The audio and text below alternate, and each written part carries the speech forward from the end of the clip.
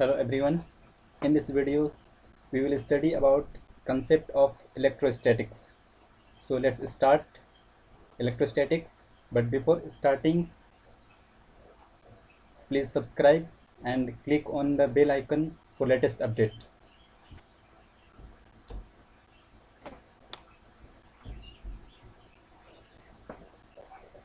First, introduction of electrostatics.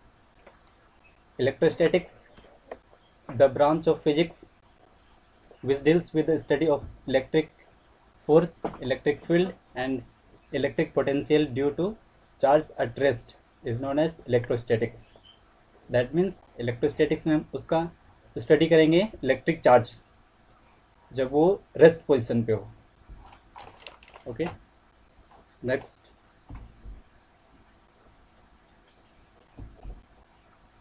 And now we will see about the application of electrostatics. Electrostatics का क्या क्या use है उसके बारे में भी थोड़ा सा देखें. फर्स्ट है different types of appliance work of principle of electrostatics. Example microphones, components like capacitors in radio. Capacitors के रूप में भी हम लोग इसका बहुत यूज़ करते हैं. ये है first use. Second, in a photocopier machine just like photocopy machine, xerox machine, उसमें भी इसका यूज़ होता है. Third is atomic structure can be explained by using this principle. इस इलेक्ट्रोस्टैटिक्स के प्रिंसिपल के हिसाब से हम लोग एटॉमिक का स्ट्रक्चर भी एक्सप्लेन कर सकते हैं. Fourth use is natural phenomena just like lightning and thundering can be explained by using this principle. इस प्रिंसिपल के हिसाब से हम लोग नेचुरल फिनोमेना जैसे लाइटनिंग और थंडरिंग को भी समझ सकते हैं. नेक्स्ट यूज पे आते हैं. यूज दिया गया था. नेक्स्ट टॉपिक आते हैं इलेक्ट्रिक चार्ज. तो इलेक्ट्रिक चार्ज के बारे में भी थोड़ा सा देख लें.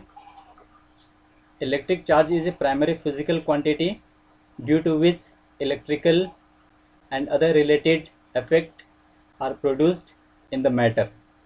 इलेक्ट्रिक चार्ज किसी भी पदार्थ का वह गुण है जिससे हम लोग उसके विद्युतीय इफेक्ट, विद्युतीय प्रभाव या विद्युतीय गुण के बारे में हम लोग को पता चलता है.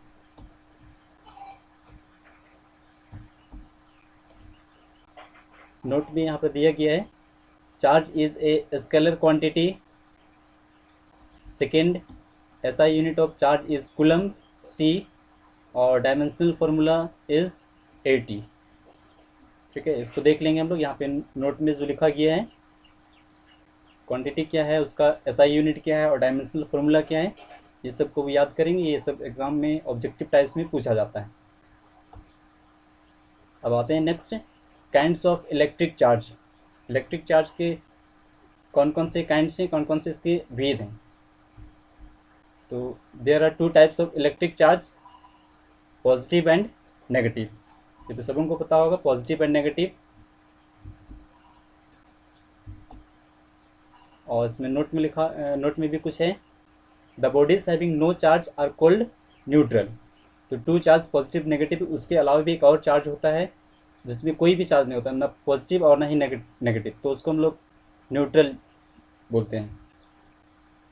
नेक्स्ट है यहाँ पे और दो चीज़ दिया गया, attraction and repulsion.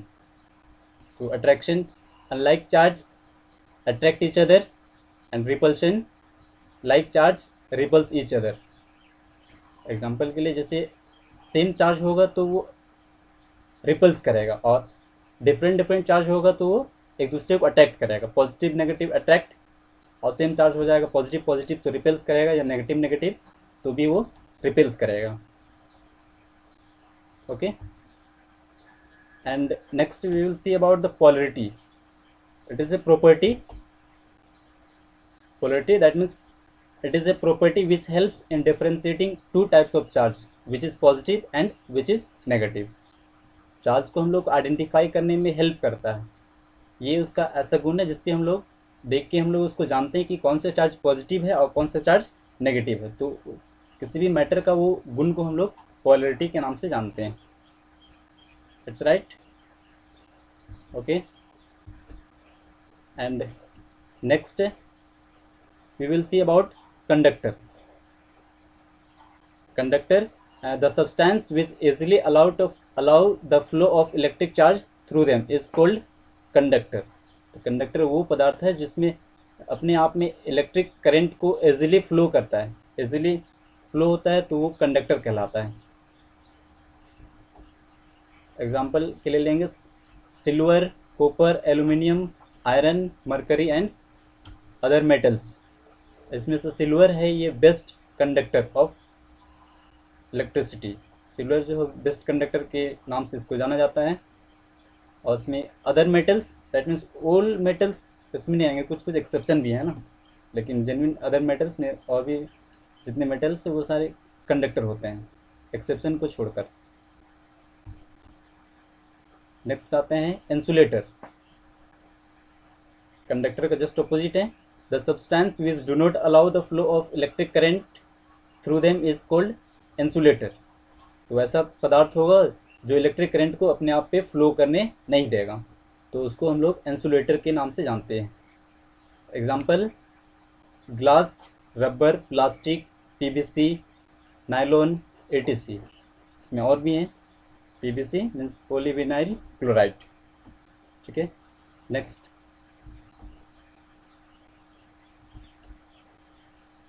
And third is semiconductor. The substance having conducting properties in between those of conductors and insulators are called semiconductor. That which have the conducting properties between the conductor and insulator. इसका मतलब ये हुआ कि इसका conducting का properties जो है वो कंडक्टर और इंसुलेटर के बीच में. It is neither conductor nor insulator. Example germanium and silicon and others etc. Here is two given for you, germanium and silicon. Understood? Okay, it's right. Next we will see about the conservation law of electric charge. This is law of conservation of electric charge. Electric charge का conservation law है, तो इसको हम लोग समझने की कोशिश करेंगे. According to this law, the net electric charge in an isolated system remains constant.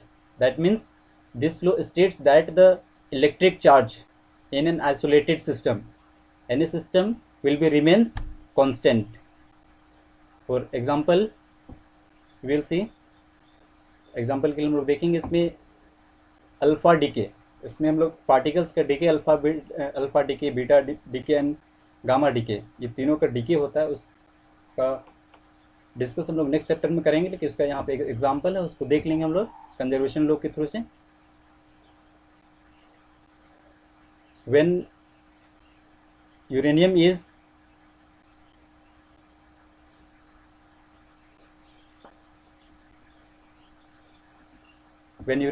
decayed by emitting alpha particle.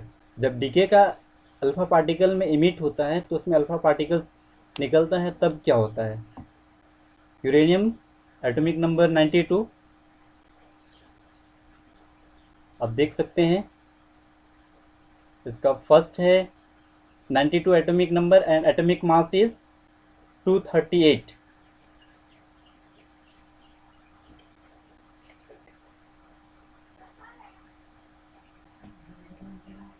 इसका 238 है atomic mass. When alpha decays, atomic number will decrease, two atomic numbers will decrease and atomic mass 4 decrease, and one another atomic number will be formed, atomic element, new substance will form, which is atomic number 2, that means helium. 92 में से 2 minus हो जाएगा, decrease हो जाएगा, तो 90 बचेगा. तो 90 में है थोरियम, और उसमें रूल के हिसाब से अल्फा डिके पे उसका एटॉमिक मास 4 डिक्रीज हो जाता है. तो 238 में से 4 माइनस हो गया 234, तो ये आ गया. तो when 2 atomic number will decrease, then one new element will form, helium, atomic number 2 helium. helium का atomic number 2 है, और हम लोग जानते हैं उसका एटॉमिक मास 4 है ना। तो इस तरह से देखेंगे हम लोग 92 एटॉमिक नंबर लेफ्ट साइड, और राइट साइड में थोरियम है 90 और प्लस 2 है हीलियम। तो इसका एटॉमिक नंबर भी 92 है left right both side, and atomic mass is 238 left side and right side 234 plus 4, that means 238. Here you can see number of element charge before decay. Decay से पहले इसका elementary charge का जो number था eight वो 92 था, and after decay वो change हो गया 90 plus 2, that means first before decay is 92 and after decay is 92. That means according to this law in isolated system remains constant, left side में भी 92 और राइट साइड में भी 92. आज के लिए इतना ही. प्लीज़